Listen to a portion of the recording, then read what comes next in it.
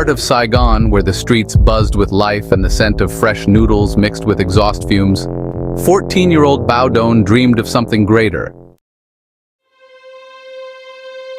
Bao lived in a small, crowded shack with his mother Mai in one of the city's poorest districts. Their home was barely livable, its tin roof clattering in the rain and leaking during every monsoon season. The thin walls did little to keep out the noise of the crowded slums, but it wasn't the noise that bothered Bao. It was the hunger. Mai worked tirelessly, pushing her noodle cart from dawn till dusk, trying to scrape together enough to feed them both. Each night, she came home exhausted, her hands red and calloused from hours of handling hot broth and steaming bowls of pho.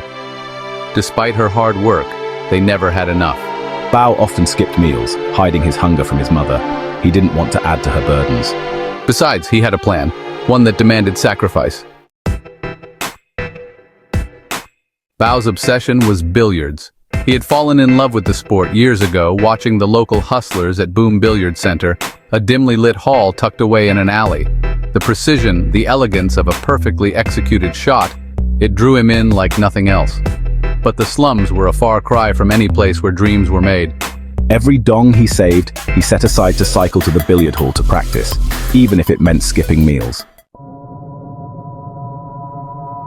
But each day, as he passed the gleaming new 6 a.m. Pickleball complex, something strange began to happen.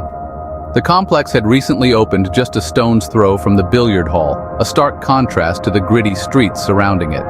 Its pristine white courts and modern lighting attracted a different kind of crowd, the wealthy and middle-aged who came to play this foreign sport. To me, pickleball was a strange, leisurely game that could never compare to the art of billiards. Yet every time he cycled past the courts, he felt an inexplicable coldness wash over him.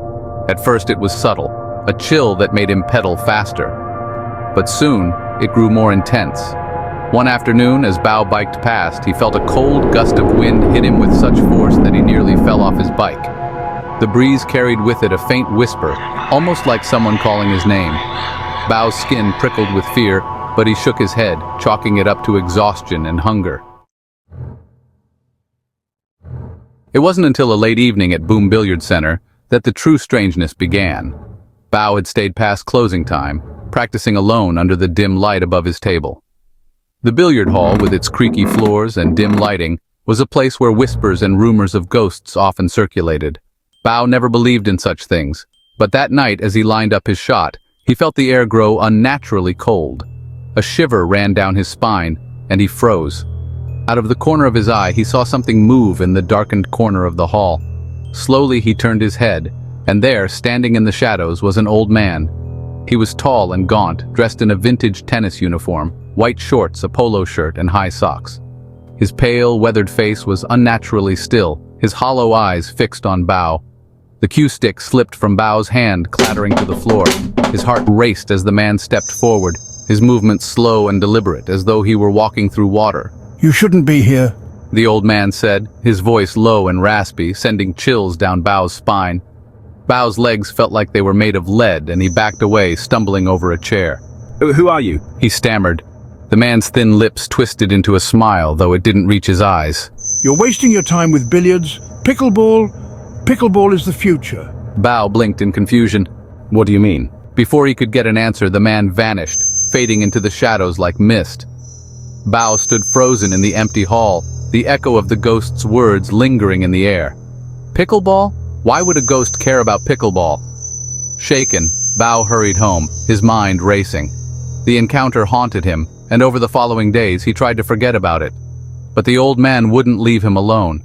Every time Bao passed the 6 a.m. pickleball complex, he felt the cold chill return, and the ghost appeared again, standing just behind the chain-link fence, always watching.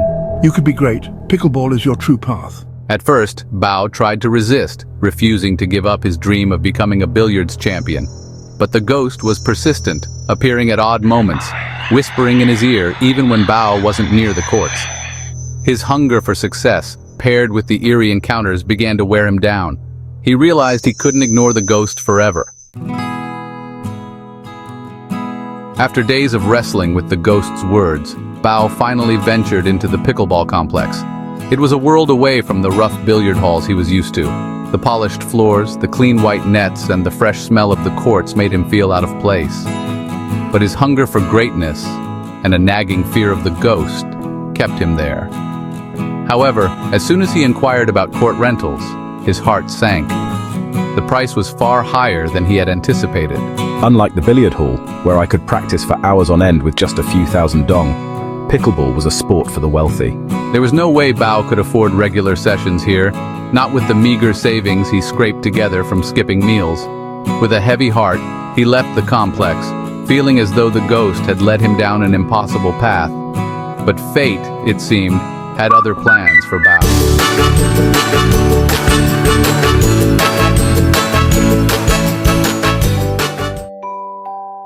Bao continued to loiter around the complex, watching others play, trying to learn by observing. One afternoon, as he sat on the benches near the courts, a group of 3 boys caught his attention. They were an odd mix. One was Indian, one British, and the other Chinese. They were in the middle of a doubles game, but clearly one player short. The boys seemed friendly, laughing and teasing each other as they played. Bao watched with envy, his hands itching to hold a paddle. Hey mate, wanna join us? Bao hesitated, unsure of how to respond.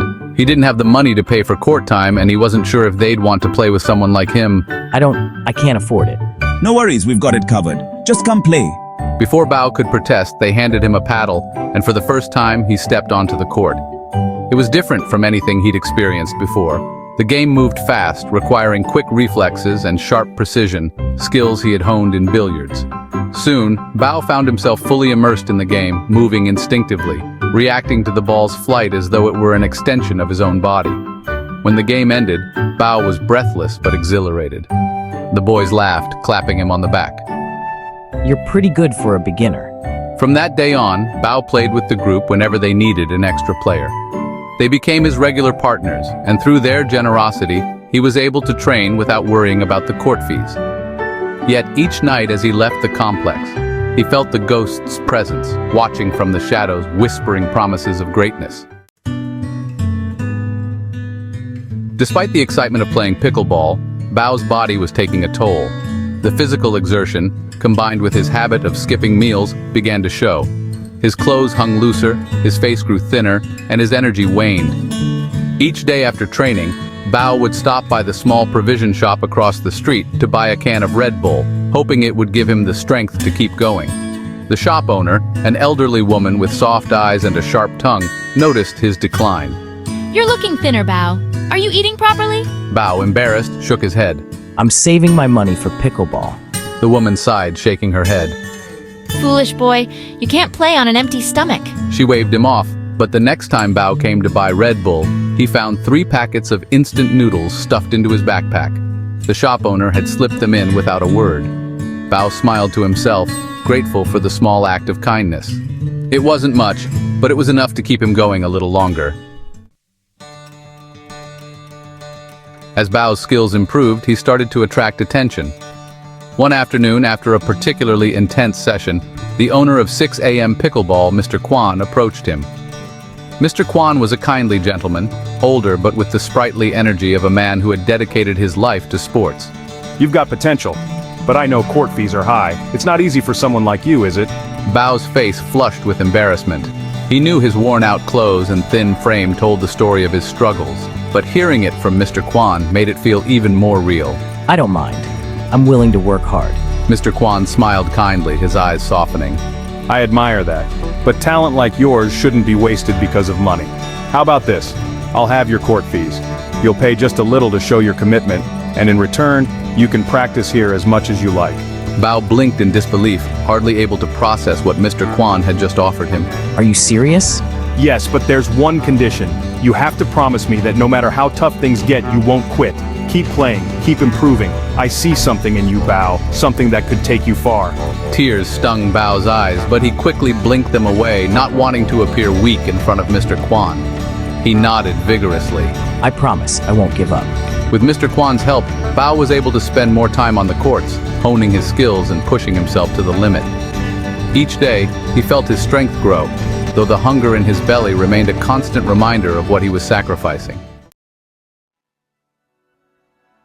Despite the growing intensity of his training, Bao always made time to visit Auntie Tam, the elderly tea seller who set up her stand just outside the pickleball complex. Auntie Tam had been selling tea for as long as anyone in the neighborhood could remember, brewing her sweet, fragrant drinks over a small charcoal stove. She was a fixture in the community, her wrinkled face always creased with a kind smile. Bao stopped by her stand every morning before practice, buying a cup of tea to keep his energy up. Auntie Tam knew all about his pickleball aspirations. She'd seen him grow from a hungry boy watching from the sidelines to a rising star on the court. Here, drink up, you'll need your strength. One day as Bao sat sipping his tea, Auntie Tam leaned in closer, her eyes sharp despite her age. Bao, you've been working hard, I can see that. But have you thought about your future? My future. What if pickleball doesn't work out? What if this ghost you keep talking about has a different plan for you?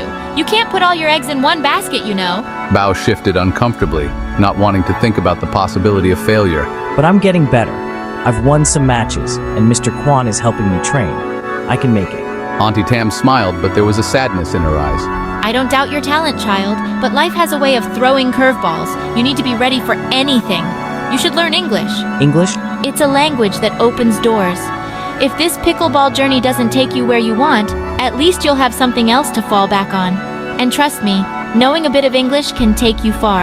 Auntie Tam's words lingered in Bao's mind long after he left her stand that day. She was right. He couldn't rely on one dream alone. With what little spare time he had, Bao began borrowing English books from the local library, practicing the language each night before bed. It wasn't easy, but it was something. A backup plan in case the ghost's promises of greatness didn't come true.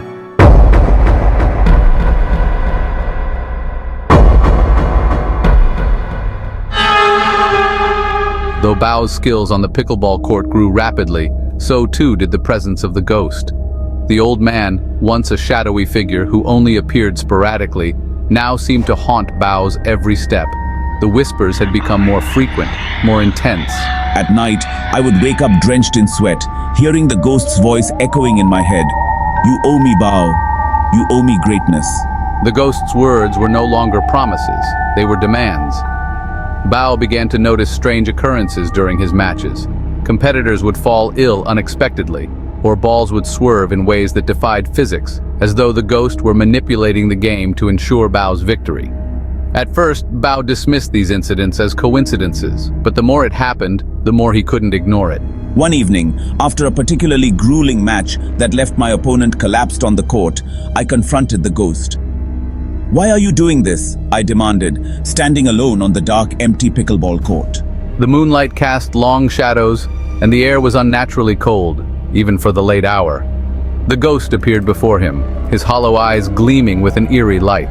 You've already accepted my help, Bao. You're winning because of me, but there is a price to pay.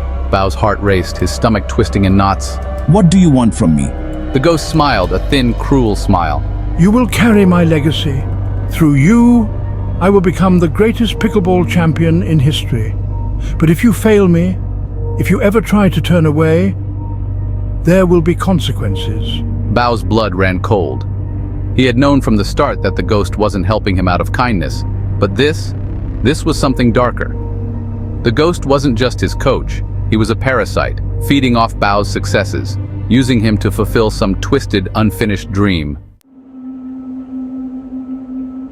The ghost's grip on Bao tightened with every match, every victory. Bao began to feel like a puppet, his strings pulled by the spectral force that haunted him. He couldn't leave the sport, couldn't turn back, not without risking everything. The ghost had made that clear. But the fear of what lay ahead gnawed at Bao until he could barely sleep. It wasn't long before Bao realized he needed to break free. But how? The ghost power seemed limitless, and with each passing day, Bao felt himself slipping further under its control. One night, after another brutal day of training, Bao stood alone on the court, bathed in the dim glow of the streetlights. The ghost appeared once more, as he always did, but this time Bao was ready. I won't be your puppet anymore. You can't control me. The ghost's expression darkened, his hollow eyes narrowing. You think you can defy me? You think you can escape? I'll find a way to break this curse. The ghost let out a chilling laugh, his form flickering like a candle in the wind. There is no escape. You are mine now. You made your choice. But Bao wasn't backing down. He had learned enough from the ghost, seen enough of its tricks to know that there had to be a weakness. If he could defeat the ghost, truly defeat it, maybe he could take control of his own destiny once more. In a final, desperate act, Bao challenged the ghost to a match. One last game. If Bao won, the ghost would release him, but if Bao lost, his soul would be forfeit. The match was brutal, the ghost using supernatural powers to control the ball, forcing Bao to the brink of collapse. But Bao, fueled by his love for his mother and his desire for freedom, plays with an intensity he never knew he had. On the final point, just as the ghost moves to strike the winning shot, Bao senses something, a flaw in the ghost's form, a weakness. With a final, desperate swing, Bao wins the match. The ghost shrieks in agony, his form flickering and dissolving into the night. You may have won, but the curse is far from over. Bao collapses, exhausted but triumphant. He has freed himself from the ghost's control. Bao takes a moment to breathe, leaning heavily on his paddle, his body trembling from the intensity of the match. Relief floods him as he watches the ghost's form disappear into the night, convinced he has finally broken free. But then, something strange happens. His surroundings grow cold again, the air thick with an unsettling silence. He catches his reflection in the glass door of the pickleball complex, and his blood runs cold. The reflection looking back at him isn't just his own face. It's older, gaunt, hollow-eyed. The same ghostly figure that had haunted him for months. Bao feels his stomach drop as realization dawns on him. The ghost was never separate. It was him, his future self. In defeating the ghost, Bao hadn't escaped. He had sealed his fate, becoming the very thing he feared. The whispers return, no longer distant but part of his own thoughts. His body begins to stiffen, his breath becoming shallow. He's transforming, his own reflection turning into the spectral figure he had fought so hard to defeat. The court grows colder still, and in the distance, Bao sees a new boy walking toward the complex, young and eager, just as he had once been. Bao's heart sinks as he watches the boy approach the pickleball courts, full of hope and potential, unaware of the dark cycle that now looms over him. Bao tries to scream, to warn the boy, but his voice doesn't come.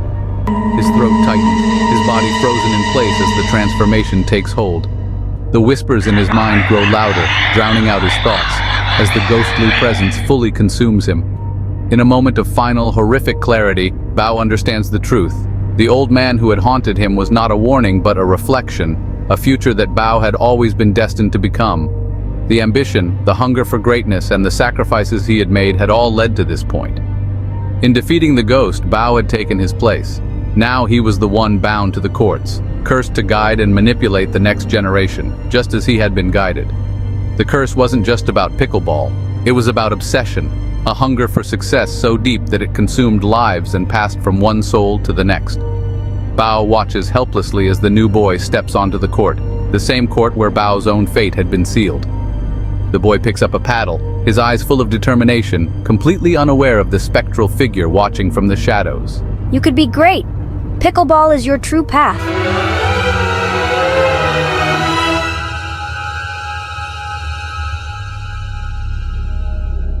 As the new boy walks toward Bao, the world around him begins to warp and bend. The pickleball courts blur, the street vendors vanish like smoke, and the bright city lights flicker and stutter as if the very fabric of reality is tearing apart. Bao's heart races, and a crushing dizziness overtakes him as the ground beneath his feet seems to dissolve. Time twists violently, and his past flashes before his eyes, memories rewinding in a frantic, disorienting blur. It is in this dizzying chaos that the horrifying truth hits Bao like a bolt of lightning. Everything had been an illusion. The world he thought he knew unravels, crumbling into darkness, leaving Bao standing on the edge of an abyss, the weight of the revelation sinking in. Suddenly everything rewinds. The moments of Bao's life, the practice sessions with the boys, the acts of kindness from Auntie Tam and the provision shop lady, the support from Mr. Quan, all replay before his eyes. But now they appear twisted, sinister. The faces of the people who helped him contort into ghostly expressions, their movements unnatural, as if they were never truly human at all. Bao watches in horror as the truth is revealed. The ghost had been manipulating everyone around him from the start. Bao stumbles back, the world around him blurring.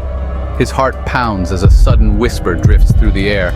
"You can never leave!" He whips his head around, but nothing, no one appears. His skin prickles. The whisper grows louder, more insistent, crawling into his ears. A door creaks open behind him, slow and deliberate.